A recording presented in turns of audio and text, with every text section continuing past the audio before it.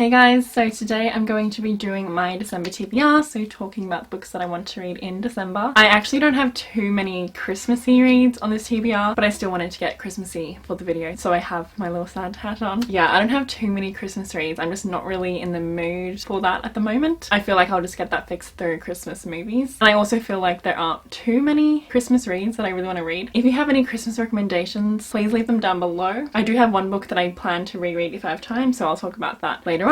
But yeah, not many Christmassy books, but I have a lot of books that I've been meaning to read this year, so hopefully I can read them in December. I have some new releases, some contemporaries, because it's now getting super hot in Australia, so that's what I'm in the mood for. Okay, so first let's just talk about Children of Virtue and Vengeance, which is releasing on the 3rd of December. I'm so freaking hyped. If you don't know, this is the sequel to Children of Blood and Bone, which was released last year, and I absolutely loved that book. I still love it.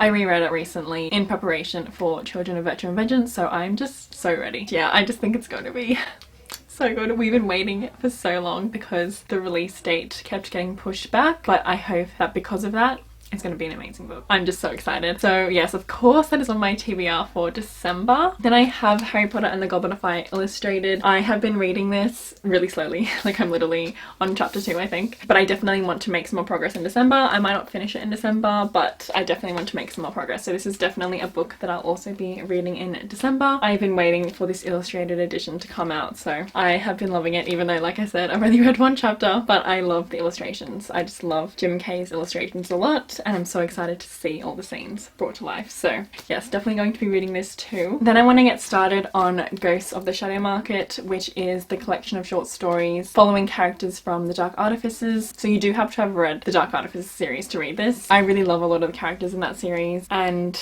I'm excited to read these short stories. Once again, I don't think I'll finish this in December. I'm planning to just read a short story every now and then starting in December, especially because Chain of Gold is coming out, I believe, next March. So I definitely want to finish this before Chain of Gold. So yes, I'm also super excited for this. I feel like I've just been missing the Shadowhunters world a lot. It's been quite a few months since I last read a Shadowhunters book, and for ages I was reading like one Shadowhunters book per month because I was trying to catch up. So yeah, I've definitely been missing the world and the characters, so I'm actually very excited to dive into the short stories. Even though a lot of the short stories set in the Shadowhunters world can be hit or miss, I'm very excited because I think this has received better reviews than the other short story collections. So yeah, I think this is going to be a lot of fun. Next is a book that was on my top 19 books to read in 2019 video, and I still haven't read it yet, which, by the way, I'm planning to do a video, like a check-in to that video, like to see how many of those books that I read in 2019. So if I have time, I'll film that in December. I'm very excited to just check in. But yeah, one of the books was Shadow of the Fox by Julie Kagawa, and yeah, I still haven't read it yet, but I have been wanting to read this for so long. That's why it was on the list, because I really think I'm gonna love it. It's basically a Japanese inspired fantasy, and we do follow Kitsune, and apparently it kind of reads like an anime, which of course that just sounds amazing. I think also, I was gonna say it's kind of short, but it's like 400 pages. But yeah, I just think I'm really gonna love it, and I would love to get to it before the end of the year. I've also just been craving this story. It's been calling to me on my shelves. So it has been ages since I read the synopsis, but basically it is about a fox shapeshifter sworn to hide a mysterious scroll and a secret assassin who is under orders to kill to obtain it. So apparently there's a really good dynamic between the two main characters, and it says 1,000 years ago the great Kami dragon was summoned to grant a single terrible wish, and the land of Iwagoto was plunged into an age of darkness and chaos.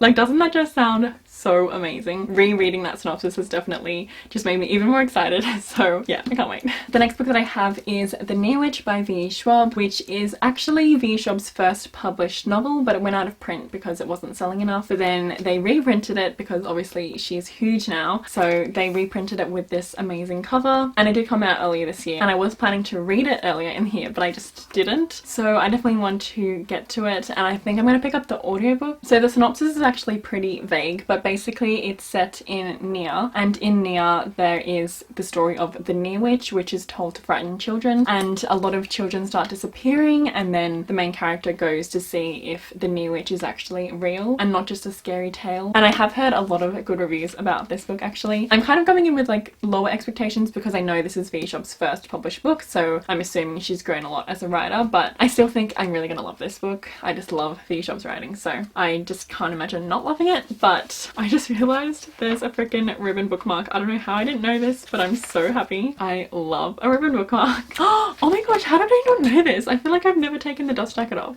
How pretty is that? Oh my gosh, I'm so excited.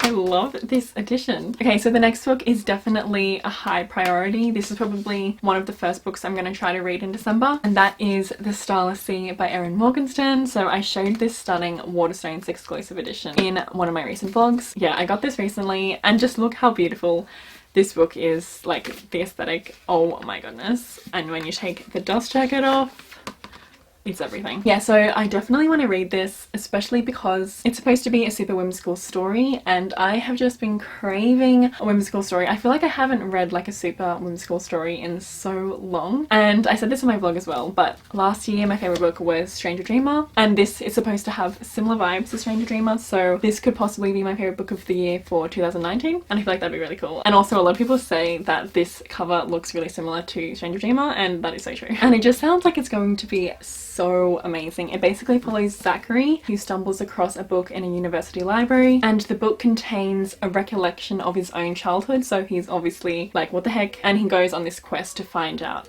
the mysteries of this book. Any story that revolves around like a book and like a mysterious book, oh my gosh, sign me up. This has also been receiving amazing reviews, so I'm just super hyped, and I'm craving this kind of story. I'm just so excited. So hopefully this is going to become a new favorite. I don't want to put too much expectations on this book, but I have high expectations. That's just a fact. I've never read an Erin Morgenstern book before, but I have a feeling we're gonna connect, so. Then I have two contemporaries that I want to read. I have Emergency Contact by Mary H.K. Choi, and if you don't know, I did read Permanent Record by Mary H.K. Choi earlier this year, and it's one of my favorites of the year. I just fell in love. Mary H.K. Choi is Korean, and she writes Own Voices Korean stories, so I really connected to Permanent Record, and Emergency Contact is definitely one I was super excited to read when it first came out. I pre-ordered it and everything, and then the mixed reviews started to come in, and I got a bit scared, but I think I'm really gonna love this story, especially because I really loved Permanent Record, and I'm always searching for more Korean representation in books. So yeah, I definitely want to read this, and a lot of reviewers who I really trust have loved this book, so I feel like there's a high chance that I'm gonna love it too. We basically follow Penny and Sam, who are both kind of lost in life, and Penny and Sam end up meeting each other, and they exchange numbers, and they end up becoming each other's emergency contact, constantly texting and really opening up to each other and stuff, and I just love that synopsis. I can't wait for the Korean representation. I just really, yeah, I really can't wait. So I really hope I do love it. And like I said, it is getting super hot now, so I'm just in a more contemporary mood, so definitely want to read some more contemporaries, and Emergency Contact is at the top of the list. The next contemporary is I Believe in a Thing Called Love by Maureen Gu, which also has Own Voices Korean representation, and I have been meaning to read this for ages. I was actually given this as a gift, and I'm so thankful because yeah, I have been really wanting to read it, and I just can't believe I've never read a Maureen Gu book before. So this book basically follows Desi Lee, who has never had a boyfriend, and so she tries to use the formula of K-dramas that she watches to land a boyfriend, and I just think that's going to be so funny, and I love K-dramas, so I feel like this is just going to be the best time. And like I said, I really just want to read Maureen Gu. I know that she does have another book, Somewhere Only We Know, that I really want to read too, but yeah, so I can't wait for this hopefully fun story and the Korean representation and just the fun times, yeah. Okay, so finally I have my Christmas read that I hope to read if I have enough time, but it's not like top priority, but it is my one Christmas book that is on my TBR. So that is The Afterlife of Holly Chase by Cynthia Hand, and I did read this last December, and I would love to reread it because I did really love it, and it is just such a fun Christmas story. So if you don't know, this is basically like a modern day retelling of A Christmas Carol. So we follow Holly Chase, who hates Christmas and is also just a horrible person at the beginning of the book, and at the beginning of the book she is visited by three spirits who show her her past, present and future, and warn her that if she does not change her ways then she's going to die. She doesn't change her ways, she dies. So she's basically recruited to Project Scrooge and now has to act as the ghost of Christmas past, and basically Project Scrooge is a company trying to make the world a better place and help people change their ways and stuff like that. But yeah, so it's just such a fun story. There's also super cute romance. Oh my gosh, yeah, just talking about it makes me really want to read it, but I don't know if I'll have time because I do have a lot of books that I want to read, but I do recommend this as a Christmas read if you're looking for a YA Christmas book. But yeah, so hopefully I can read this. Yeah. Okay, those are all the books that I plan to read in December. I would love to know what books you plan to read in December, as well as any Christmas book recommendations that you have, like I said in the beginning of the video. But yeah, so I hope you enjoyed this video. I hope you're having a good day or night, and I'll see you in my next one.